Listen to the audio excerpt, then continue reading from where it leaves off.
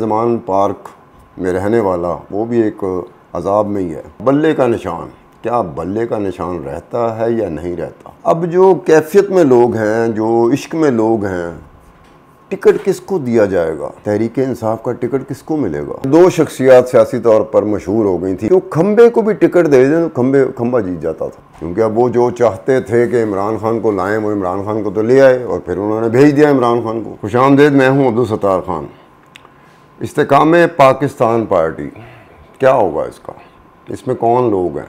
वही लोग जो एक सियासी जमात में थे, कलीदी ओहदों पे फायज थे, सफ़े अव्वल की क़यादत थी, और लोग भी हैं। अब जब इलेक्शन होंगे तो इस जमात का मुस्तकबिल क्या होगा? क्या इस जमात में जो शामिल होने वाले लोग हैं, जो किसी न किसी हवाले से सताए हुए थे ज़मान पार्किए के, उस वक्त तो ये बोल ना सके जब ज़मान पार्किया बोल रहा था। जब ज़मान पार्किया को खामोश कर दिया गया तो इन्होंने बोलना शुरू कर दिया। खैर, बहरहाल बेहतर वही जानते होंगे जिन पे बीती है। हम तो शो करते हैं ना, हम पे तो नहीं बीती जो हम कहें कि जी ये हुआ था, वो हुआ था। बहरहाल इस जमात में जो लोग हैं, अगर वो इलेक्टेबल्स हैं तो ये बात यकीनी कही जा सकती है कि इलेक्टेबल्स थे वो। आने वाले वक्त में उनका बहुत बड़ा इम्तहान है कि क्या अब भी वो इलेक्टेबल्स हैं, रहेंगे कि नहीं। इलेक्टेबल्स क्या होता है? इलेक्टेबल्स वो होता है कि जिसके पास वोट, इतनी तादाद में वोट होते हैं कि कोई बड़ी से बड़ी सियासी जमात उसको टिकट देने को तैयार हो जाती है कि जमात का वोट होगा और इसका अपना वोट है, तो जीतने के इम्कान बहुत ज़्यादा हो जाएंगे। लेकिन ये इलेक्टेबल्स, इनकी ज़रा पोजीशन वक्त से पहले कुछ नहीं कहा जा सकता, कोई पेशिंग गोई नहीं की जा सकती। लेकिन ये लग रहा है, तासुर मिल रहा है इस चीज़ का कि बहुत मुश्किल होगी इनके लिए आने वाले दिनों में। जब कभी भी इलेक्शन होते हैं, अपने अपने हलकों से जब ये इलेक्शन लड़ रहे होंगे तहरीक इस्तेकाम पाकिस्तान पार्टी के टिकट पे, तो अच्छा खासा मुश्किल होगा। वो ऐसी बात नहीं होगी जो पहले कभी थी। हत्ता कि जब ये तहरीक इंसाफ में आए थे उस वक्त भी इलेक्टेबल से पता था कि इनके वोट बहुत ज़्यादा तादाद में हैं और इनको कामयाबी से हमकिनार करवा सकते हैं वो वोट। लेकिन अब एक नई जमात में जाना, और नई जमात को कितना अरसा हुआ, कुछ ही 2 दिन हुए हैं, और कुछ महीनों बाद जब इलेक्शन होंगे तो कहाँ कहाँ खड़े होंगे ये। फिर सामने एक जमात है, अगर पंजाब की बात की जाए तो सामने एक जमात खड़ी होगी जिसका नाम मुस्लिम लीग नून है। अब मुस्लिम लीग नून भी इस्तेकाम पाकिस्तान पार्टी के सामने खड़ी होगी एक मुखालिफ के तौर पर। कहीं कहीं सीट एडजस्टमेंट की बात होगी तो वो देखने वाली बात होगी, लेकिन सीट एडजस्टमेंट में दरारें ज़्यादा पड़ती हैं पार्टियों में। कि अगर किसी एक पार्टी के बंदे को बिठा के किसी दूसरी पार्टी के बंदे को मुतफ़क्का तौर पे उम्मीदवार कर दिया जाता है कि ये मुस्लिम लीग नून भी ये फ़ैसला करती है कि वो इस्तेकाम पाकिस्तान पार्टी के जो कैंडिडेट है, जो उम्मीदवार है, उसको वोट देगी, तो बड़ा मुश्किल सा हो जाता है। कई दफ़ा देखने में आया, बहुत मुश्किल पड़ती है। तो मुश्किल बहरहाल इन जमातों के लिए होगी इंतखाबी लिहाज से। वो अलग बात है कि ज़मान पार्क में रहने वाला वो भी एक अजाब में ही है कि आने वाले वक्त में क्या होता है, डिसक्वालीफाई होता है, वो इलेक्शन लड़ ही नहीं सकता। बल्ले का निशान, क्या बल्ले का निशान रहता है या नहीं रहता? क्योंकि बल्ले का निशान का एक फ़ौक़ियत बन चुकी थी। एक बात थी कि लोग उसको पसंद करने में इश्क की हदूद तक जा चुके हुए थे।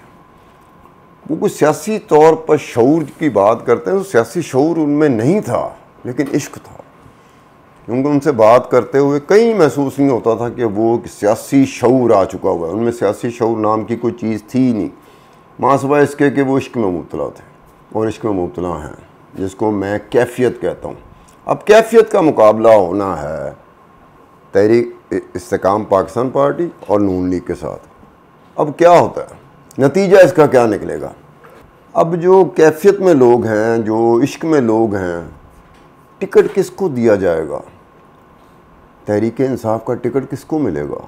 किस किस हल्के से किस किस बंदे को मिलेगा? वैसे एक बड़ा अच्छा मौका आया है ये ज़मान पार्किया के पास कि एक वक्त था इस मुल्क में जब 2 शख्सियात सियासी तौर पर मशहूर हो गई थी। एक जुल्फ़िकार अली भुट्टो मगरबी पाकिस्तान में, और एक शेख मुजीबुर रहमान मशरक़ी पाकिस्तान में, कि वो खंबे को भी टिकट दे दें तो खंबा जीत जाता था। अब ये मौका रहा है ज़मान पार्क के रिहायशी के पास। कि खंबे को टिकट देना, क्योंकि वोट बैंक तो तकरीबन तहरीक इंसाफ का, वो तहरीक इंसाफ का जो वोट बैंक है वो ज़मान पार्क के रिहायशी के पास है। अब वो कितनी तादाद में है, बात तो ये है कि कितनी तादाद में, इतनी तादाद में है कि वो एक नई जो सियासी जमात बनी है जिसे यकीनी तौर पे दाएं बाएं से जो आसरे दिए गए हैं, जैसे कि 2018 में या 2013 से पहले तहरीक इंसाफ को दिए गए थे और ज़मान पार्किया को दिए थे, उसी तरह के आसरे इस्तेकाम पाकिस्तान पार्टी को भी होंगे। क्योंकि अब वो जो चाहते थे कि इमरान खान को लाएं, वो इमरान खान को तो ले आए और फिर उन्होंने भेज दिया इमरान खान को। अब दूसरी बात यह है कि क्या वो इस्तेकाम पाकिस्तान को भी ला सकेंगे? बिल्कुल नई जमात है। ये जो ज़मान पार्क का रिहायशी है, इसने तो बेचारे ने 1997 में पहला इलेक्शन लड़ा था, बड़ी बुरी तरह शिकस्त हुई थी, ख़ुद भी हार गया था, ख़ुद भी नहीं जीत सका था। फिर 2002 में जनरल परवेज़ मुशर्रफ साहब एक ख़ास तरह से एक माइंडसेट के साथ, एक प्लानिंग होती है, हर दौर की एक स्ट्रेटजी होती है कि काफ लीग बना दी कि काफ लीग को वोट पड़ेंगे, नून लीग के लोग भी काफ में चले गए, पीपल्स पार्टी के लोग, एक पीपल पार्टी में एक धड़ा बन गया था, उस धड़े में के टिकट के ऊपर वो कामयाब हुए, मिनिस्टर भी लग गए थे। तो उसी वक्त 2002 के इलेक्शन में इमरान खान को भी एक सीट मिल गई थी। लेकिन एक बात कहते हैं, तारिक अजीज़ मरहूम ने एक दफ़ा मुझसे शेयर किया था, वो कहते हैं कि जी एक दो दफ़ा तारिक अजीज़ साहब principal secretary to general Pervez Musharraf, यानी कि हुकूमत वही चला रहे थे, तो तारिक अजीज़ साहब ने मुझसे कहा था कि एक दो दफ़ा इमरान खान आया था और मुझसे उन्होंने कहा कि आपको वज़ीर-ए-आज़म चाहिए। वो कहता मेरी हंसी निकल गई कि एक टिकट है इस बंदे के पास और ये वज़ीर-ए-आज़म का उम्मीदवार है। उन्होंने कहा ये हमने काफ लीग बनाई है, काफ लीग बड़ी तादाद में जीती है, काफ लीग का ही बंदा होगा जो वज़ीर-ए-आज़म बनेगा। आप मतलब कहने का मतलब ये था कि भाई तुम्हारे पास तो एक ही सीट है पूरे मुल्क में, तहरीक इंसाफ के पास सिर्फ एक सीट थी।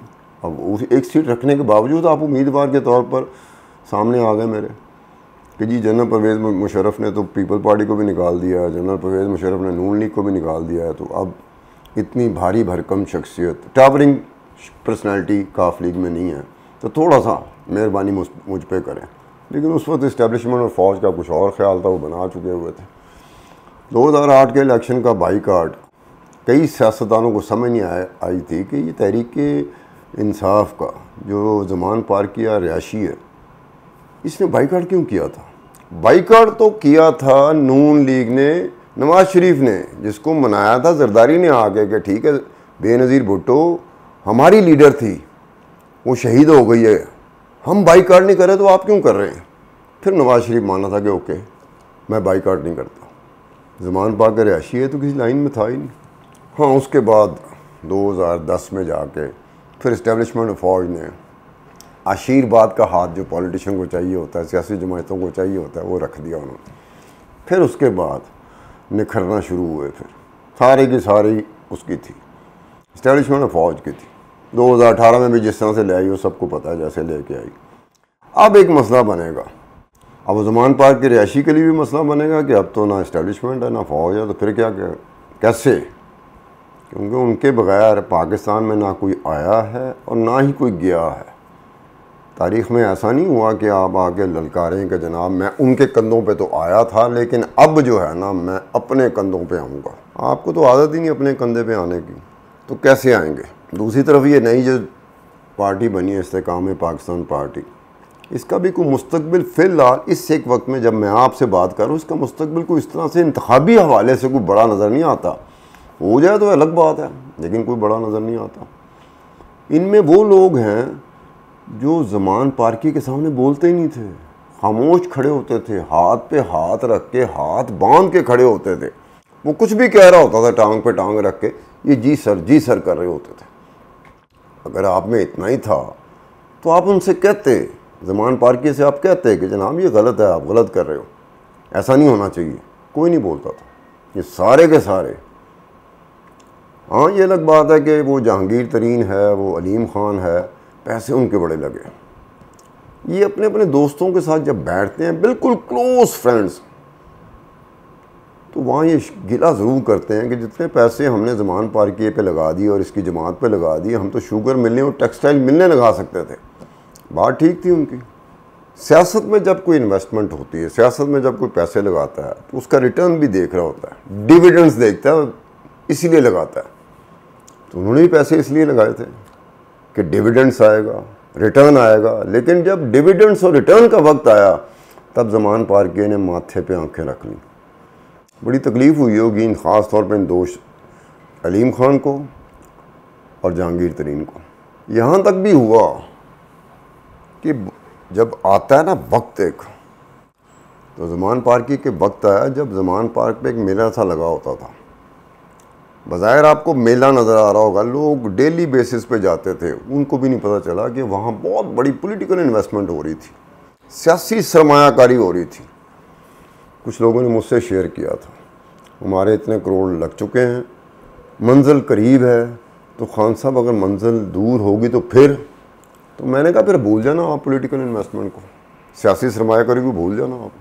क्योंकि सियासी सरमायाकारी होती ही इसलिए है कि या तो आपको रिटर्न और डिविडेंड्स बहुत खौफनाक तरीके से आएगा जिसके लिए आप लगा रहे हो, और अगर वो ना हो सका तो आपके पैसे ज़ाया हो गया। आपने कोई रियल स्टेट में इन्वेस्टमेंट नहीं की हुई है, आपने स्टॉक एक्सचेंज में इन्वेस्टमेंट नहीं की हुई है, आपने किसी और मामले में इन्वेस्टमेंट नहीं की हुई जहाँ नुकसान और फ़ायदा होता रहता है। ये तो पॉलिटिकल इन्वेस्टमेंट है, ये तो सियासी सरमायाकारी है। सियासी सरमायाकारी में अमूमी तौर पर ये होता है कि आने को तो फिर डिविडेंड आता है, रिटर्न आता है, तो बड़ा खौफनाक तरीके से आता है। वही सोच के तो पैसे लगे थे।